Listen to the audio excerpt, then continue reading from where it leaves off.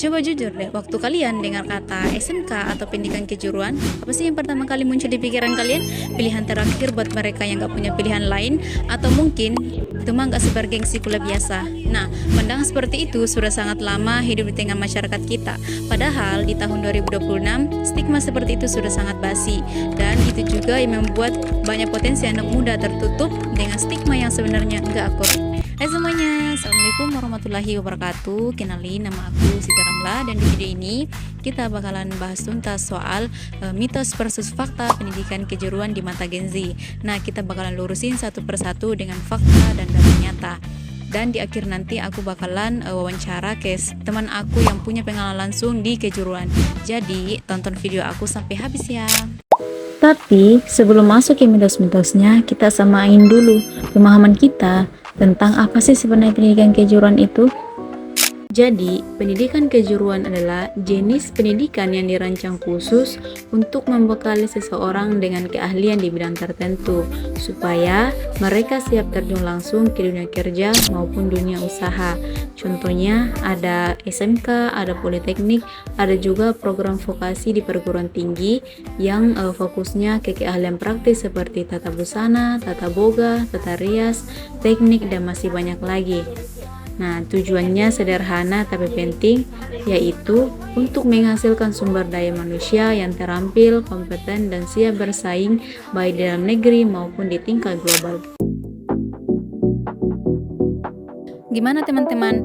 Sudah ada penangkan tentang potensinya? Nah, sekarang saatnya kita masuk ke bagian yang paling penting, yaitu meluruskan mitos-mitos yang selama ini berada di masyarakat yang membuat banyak orang salah paham. Nah, kita masuk ke mitos yang pertama, dan ini yang paling klasik, paling sering beredar. Katanya, kalau masuk pendidikan kejuruan itu karena tidak ada pilihan lain, nilainya jelek, atau tidak bisa masuk jalur biasa. Nah, ini mitos ya.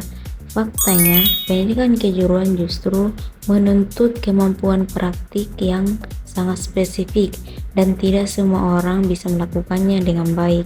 Data dari Kemdikbudristek bahkan menunjukkan bahwa lulusan vokasi cenderung lebih cepat terserap ke dunia kerja karena mereka datang dengan skill yang langsung bisa digunakan. Jadi bukan soal pintar atau tidak, tapi soal passion, minat, dan kemana kamu mau melangkah. Selanjutnya mitos yang kedua, ini masih nyambung dengan mitos yang pertama, tapi ini soal masa depan. Tanya, kalau masuk kejuruan, masa depannya terbatas, susah sukses, susah dapat posisi yang bagus. Nah, ini juga mitos ya. Coba kita lihat industri fashion dan busana Indonesia sekarang. Ada desainer lokal yang menembus pasar nasional bahkan internasional. Ada juga fashion stylist, gradel pola profesional, pengusaha konveksi, sampai brand busana lokal yang terus tumbuh. Semua sektor itu sangat membutuhkan orang-orang yang punya keahlian nyata di bidangnya. Nah, peluangnya sangat luas, bisa jadi desainer, buka usaha garment sendiri, jadi fashion educator, bahkan membangun personal brand di industri mode. Jadi, soal sukses itu tidak tentukan dari jalur mana kamu masuk, tapi sebenarnya seberapa serius kamu menguasai keahlianmu. Dan yang terakhir, mitos ketiga yang menurut aku ini paling perlu diluruskan. Ada yang bilang pendidikan kejuruan itu levelnya lebih rendah, kurang bergengsi dibandingkan pendidikan umum. Nah, ini keliru besar ya. Di negara-negara maju seperti Jerman, Jepang, dan Swiss, pendidikan kejuruan justru sangat dihargai. Sebagai contoh, di Jerman lebih dari separuh pelajarnya memilih jalur vokasi karena dianggap lebih efektif dan langsung relevan dengan kebutuhan industri nyata. Nah, di Indonesia pun pemerintah terus memperkuat pendidikan vokasi sebagai bagian dari prioritas pembangunan sumber daya manusia nasional. Nah, jadi gengsi itu bukan dari nama jurusannya, tapi dari seberapa kompeten kamu di bidang yang kamu pilih. Nah, kita kan sudah bahas nih 3 mitos tadi. Nah, supaya kalian lebih yakin lagi, aku mau tanya langsung nih sama teman aku yang punya pengalaman di pendidikan kejuruan. Boleh kenalin namanya?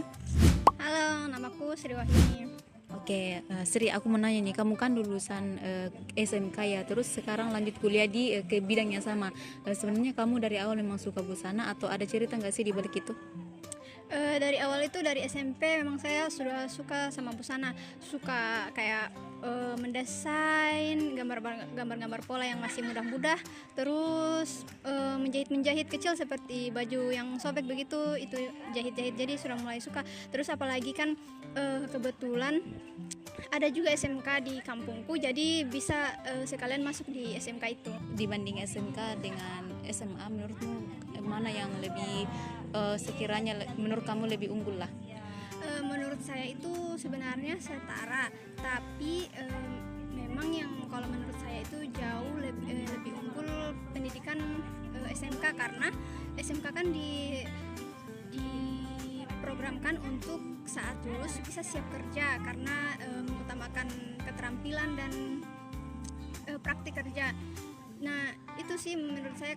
Nah aku mau nanya lagi nih Sri, dulu waktu kamu SMK kan sering ada stigma ya dari luar, kayak SMK itu pilihan kedua, terus kalau masuk SMK kita susah berkembang. Menurut kamu bagaimana sih kamu menanggapi stigma dari luar itu?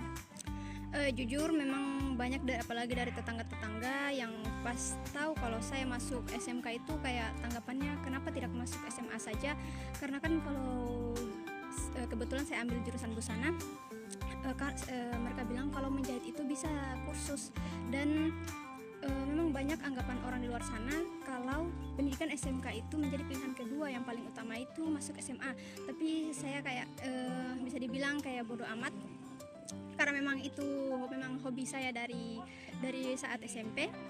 Jadi kayak dilanjutkan saja, karena kan banyak juga yang bisa dipelajari dari SMK, berbeda dengan juga kalau kursus seperti buat pola, menjahit dan lain-lain. Dan kalau di SMK itu kan ada program PKL-nya, jadi kayak kita bisa merasakan program kerja, kita bisa merasakan kerja langsung di tempat kerja.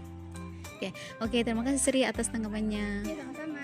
Nah, dari semua yang sudah kita kupas hari ini, dari fakta, dari data, sampai dari pengalaman nyata, satu hal yang jelas bahwa pendidikan kejuruan bukan pilihan kedua. Ini adalah jalur yang punya nilai, punya peluang, dan punya masa depan yang nyata. Apapun jalur yang kalian pilih, yang terpenting adalah menjalinnya dengan sungguh-sungguh, karena keberhasilan tidak pernah ditentukan dari jalur mana kamu mulai, tapi dari seberapa serius kamu melangkah. Oke teman-teman, semoga video ini bermanfaat bagi kalian semuanya. Aku Siti Ramla, mohon undur diri. Wassalamualaikum warahmatullahi wabarakatuh.